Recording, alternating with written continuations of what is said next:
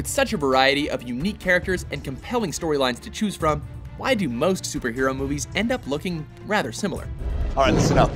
Welcome to WatchMojo.com, and today we're counting down our picks for the top 10 superhero movie cliches. Freeze! We've got the place completely surrounded! For this list, we're looking at the most common cliches found in superhero movies. I fear this has gone beyond Alkali Lake. Number 10, a city is destroyed in a large battle.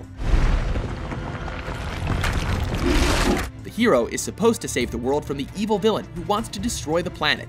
Yet, more often than not, a city is absolutely leveled during a climactic battle that would likely result in hundreds of deaths and millions of dollars worth of damages.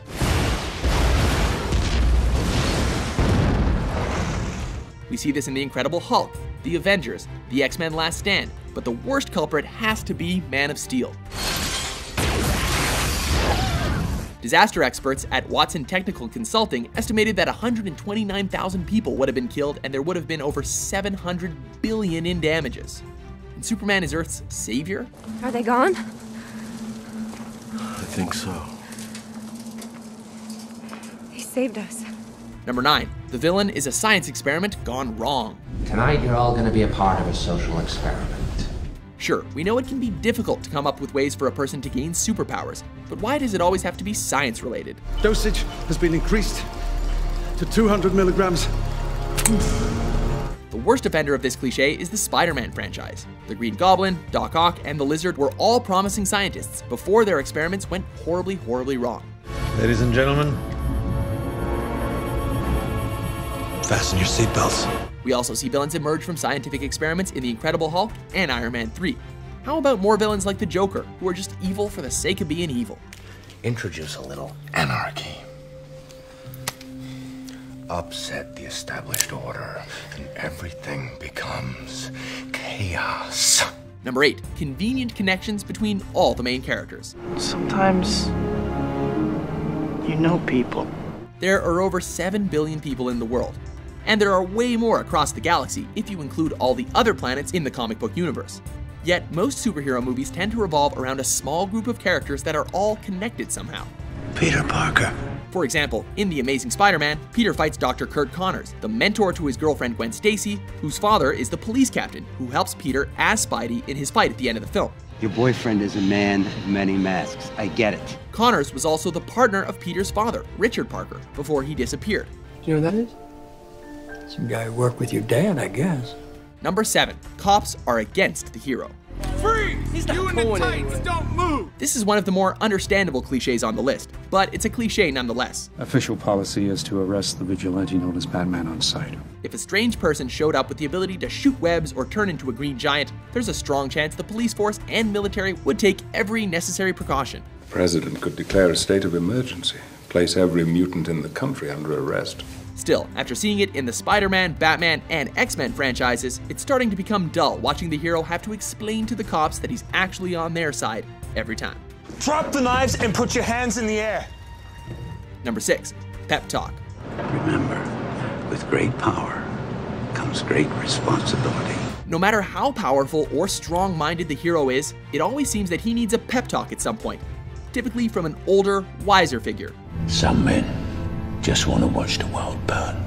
The most obvious examples being Uncle Ben and Alfred. With great power comes great responsibility. A pep talk can also be given by the leader of a team, like Nick Fury, who uses Phil Coulson's death to motivate the Avengers. Phil Coulson died still believing in that idea. In heroes. And Peter Quill, aka Star-Lord in Guardians of the Galaxy. I, for one, am not going to stand by and watch as Ronan wipes out billions of innocent lives. Isn't it inspiring enough that you have to save the world? They'll hate you for it, but that's the point of Batman. Number 5, the origin story.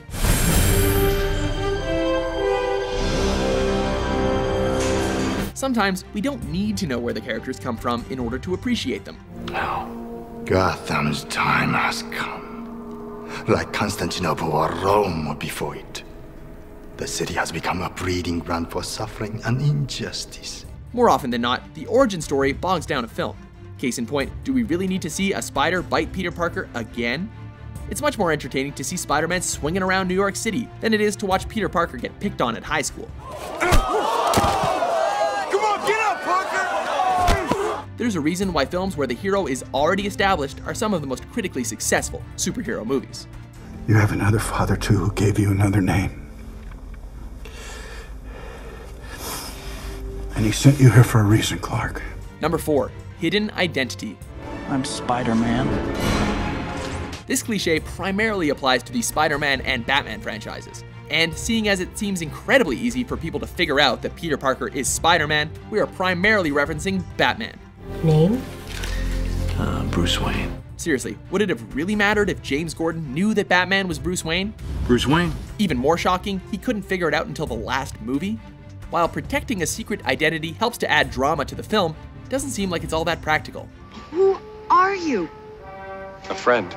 Everyone knows who the Avengers are, and they seem to manage just fine.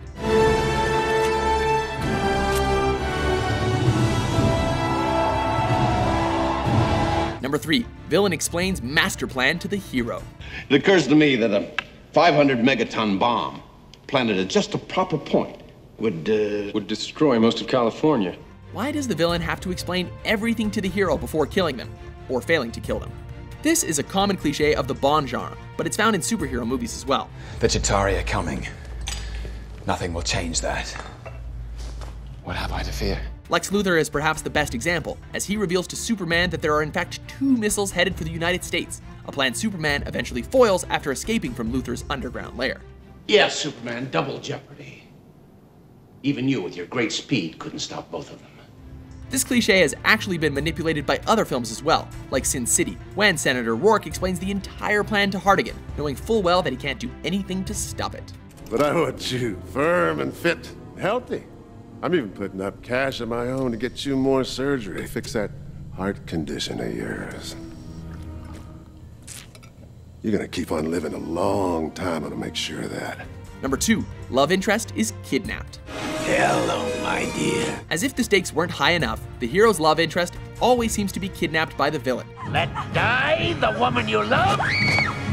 Mary Jane Watson, Gwen Stacy, Rachel Dawes, Pepper Potts, and Nancy Callahan are just some of the numerous characters to play the damsel in distress role. Clever girl. So pretty. So pretty. Unless a female character has superpowers, it seems that all they're good for is getting captured.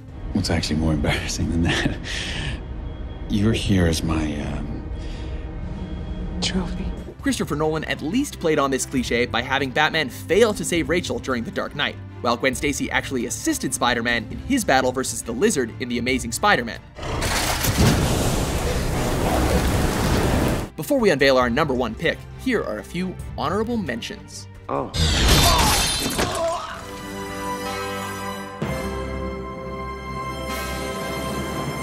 And Hulk. Smash.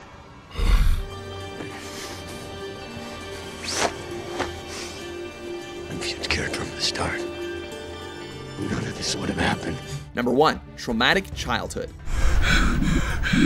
It seems that all superheroes are inspired at a young age to fight crime because they experienced some sort of traumatic event during their childhood.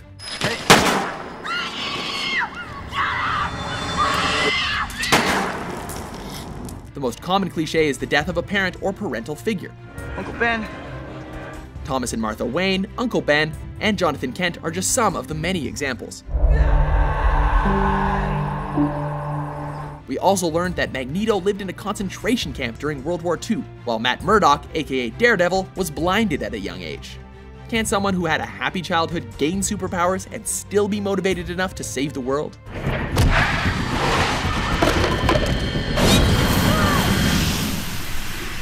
Do you agree with our list? What's wrong about you, Peter? What's your favorite superhero movie cliche? I don't mean to lecture and I don't mean to preach. For more super top 10s published every day, be sure to subscribe to WatchMojo.com. I told you.